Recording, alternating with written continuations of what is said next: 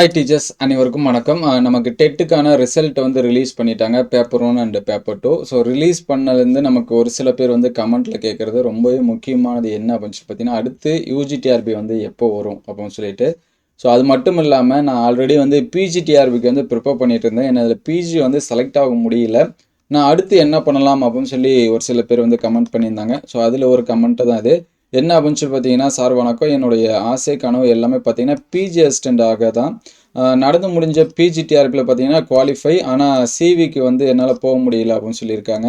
So கிட்டத்தட்ட 2 வருஷமாக நான் வந்து வீட்டிலேருந்து படித்தேன் அப்படின்னு சொல்லியிருக்காங்க. அதே போல் டெட்டு 2க்கு பார்த்தீங்கன்னா அவர் அப்ளை பண்ணியிருக்காரு. எக்ஸாம்ஸ்க்கு சரியாக படிக்கல, இருந்தாலும் என்னுடைய மார்க்ஸ் வந்து 71, நான் வந்து இப்போ பாஸ் பண்ணிட்டேன் அப்படின்னு சொல்லியிருக்காரு. நான் இப்போ வந்து என்னுடைய எய்ம் பார்த்தீங்கன்னா பிஜி அசிஸ்டன்ட் தான். இதுக்கு தயாராகிறதா இல்லை வந்து யூஜிடிஆர்பிக்கு தயாராகிறதா எனக்கு சரியாக எதுவுமே புரியல. உங்களுக்கு போன்ற ஆசிரியர்களின் வழிகாட்டுதல் எனக்கு தேவை, நீங்கள் சொல்லுங்கள், நான் இப்போது என்ன செய்வது அப்படின்னு சொல்லி கேட்டிருக்காரு. ஸோ ஃபஸ்ட்டு ட்ரஸ்ட்டு வச்சு கேட்டதுக்கு தேங்க்யூ.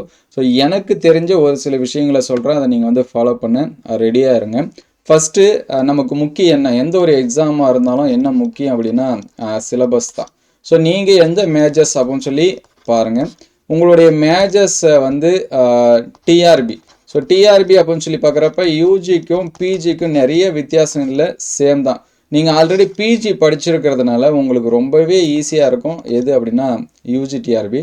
ஸோ யூஜி டிஆர்பி கன்ஃபார்மாக நெக்ஸ்ட்டு வரும், சரிங்களா? இப்போ அடுத்தடுத்து ரிசல்ட்டு விட்டுட்டு இருக்கிறதுக்கு இப்போ டிஆர்பி 1 மந்த் லாஸ்ட் இதாக பார்த்தீங்கன்னா எல்லாமே ரிலீஸ் பண்ணிட்டுருக்காங்க. ப்ரொஃபஷனல் செலெக்ஷன் விட்டாங்க, அதுக்கடுத்து இப்போ போஸ்டிங் இதெல்லாமே போட போகிறதா தகவல் சொல்லியிருக்காங்க. அதுக்கடுத்து டெட்டுக்கு மார்க்ஸ் குறைச்சாங்க, இப்போ டெட்டுக்கு ரிசல்ட் ரிலீஸ் பண்ணியிருக்காங்க.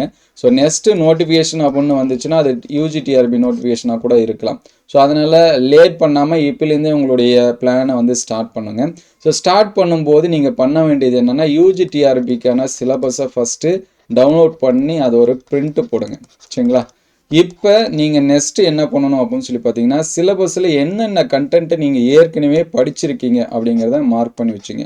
ஒரு 10 யூனிட் இருக்குது அப்படின்னா அந்த 10 யூனிட்டில் நிறைய கண்டென்ட் வந்து உள்ளார கொடுத்துருப்பாங்க. ஸோ யூனிட்டை வந்து ஓவராலாக டிக் பண்ணி 5வது யூனிட் படித்தாச்சு, 6வது யூனிட் படித்தாச்சு, அந்த மாதிரி டிக் பண்ணாதீங்க. ஸோ யூனிட் 1 அப்படின்னா அதில் ஒரு 4-5 லைனுக்கு வந்து கண்டென்ட் வந்து கொடுத்துருப்பாங்க. ஸோ அதில் எந்தெந்த கண்டென்ட்டை நீங்கள் படிச்சிருக்கீங்க அப்படின்னு சொல்லிட்டு மார்க் பண்ணுங்கள். ஸோ படிக்காத கண்டென்ட்டை தனியாக ஒரு நோட் எடுத்து அதை வந்து எழுதுங்க. யூனிட் 1ல் நான் இந்தந்த கண்டென்ட் எல்லாமே படிக்கணும், யூனிட் 2ல் இதெல்லாமே படிக்கணும் அப்படின்னு சொல்லிட்டு பாருங்கள். ரொம்பவே முக்கியம் என்னென்னா, யூஜிடிஆர்பியை பொறுத்த வரைக்கும் நம்மளுடைய மேக்ஸ் தான். ஈவன் பிஜிடிஆர்பி கூட நமக்கு பார்த்தீங்கன்னா 110 மார்க்ஸ் வந்து மேஜர்ஸ் இருக்கும். 30 marks education psychology GK 10 marks இருக்கும். ஆனால் இங்கே முழுக்க 150 மார்க்ஸ் நம்மளுடைய மேஜர்ஸ் தான், சரிங்களா? அதனால் நீங்கள் வந்து இங்கே காம்படிஷன் அப்படின்னு சொல்லி பார்க்குறப்ப இப்போ ஹெவியாக இருக்கும். லாஸ்ட் டைமோட இப்போ கம்பேர் பண்ணும்போது நிறைய பேர் வந்து பாஸ் பண்ணியிருக்காங்க, அதனால் ஹெவியாக இருக்கும். ஸோ ஏற்கனவே நீங்கள் வந்து கம்ப்ளீட் பண்ணிட்டீங்க, படிச்சிருந்தீங்க அப்படின்னா இது உங்களுக்கு ரொம்பவே ஈஸியாக இருக்கும். ஸோ இங்கே எக்ஸாம் அப்படின்னு சொல்லி பார்க்குறப்ப 2 எக்ஸாம் தான். ஒன்று பார்ட் ஏ, அதுக்கடுத்து பார்ட் பி. பார்ட் ஏல நமக்கு தமிழ் எலிஜிபிலிட்டி டெஸ்ட் கொஷின் கேட்பாங்க. அது எப்பயுமே இருக்கிற மாதிரி தான். நம்ம டெட்டுக்கு எழுதியிருப்போம், அதுக்கடுத்து பிஜிடிஆர்பியில் எழுதியிருப்போம், அதே மாதிரி தான். பார்ட் பி முழுக்க நம்மளுடைய மேஜர்ஸு. ஸோ நீங்கள் இதில் எலிஜிபிள் ஆனால் தான் நம்மளுடைய இந்த மார்க்ஸே வந்து என்ன பண்ணுவாங்க, கரெக்ஷன் பண்ணுவாங்க. ஸோ அடுத்து நீங்கள் வந்து தாராளமாக என்ன பண்ணலான்னா யூஜிடிஆர்பிக்கு படிக்கலாம். ஸ்கேல் பே சேலரியாக வச்சு பார்க்கணுப்போ அதிகமாகலாம் வித்தியாசம் இல்லை, சரிங்களா? ஒரு 500 ரூபா தான் வித்தியாசம். இங்கே வந்து 36,900 அப்படின்னா அங்கே 36,500 400 இவ்வளோ தான் பேசிக் பே. ஒரு 500 ரேஞ்சு தான் பேசிக் பே. இது எல்லாமே டிஃப்ரென்ஸு. போஸ்ட் வேணால் பிஜி போஸ்ட்டு, பிடி போஸ்ட் அந்த மாதிரி சொல்லுவாங்க. சேலரி வைஸாக அதிக டிஃப்ரென்ஸ் வந்து கிடையாது. ஸோ நீங்கள் தாராளமாக உங்களுடைய எக்ஸாம்ஸ்க்கு வந்து என்ன பண்ணுங்கள், ரெடி ஆகுங்க.